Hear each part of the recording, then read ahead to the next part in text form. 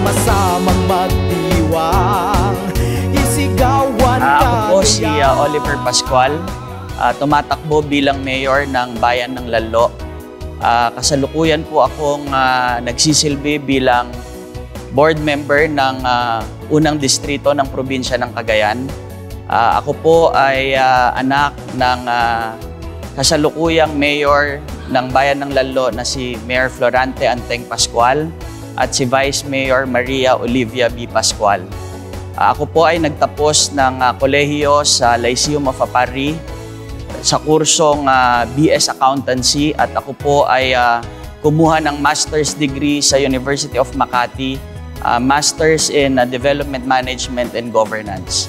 Ako po ay nagsimula sa politika noong ako'y 25 years old pa lang bilang punong barangay at Liga ng mga Barangay President.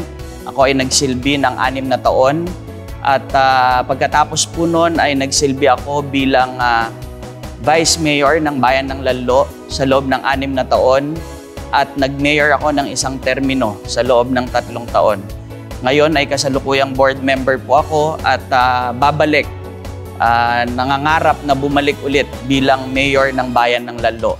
Pinapangarap ko po na sana maswertehan ko ang aking pagtakbo ulit bilang mayor nang sa ganon ay maipagpatuloy ko po ang serbisyong Pascuality sa Bayan ng Lalo. Serbisyong de kalidad para po sa mga Lalokeños. Sama-sama,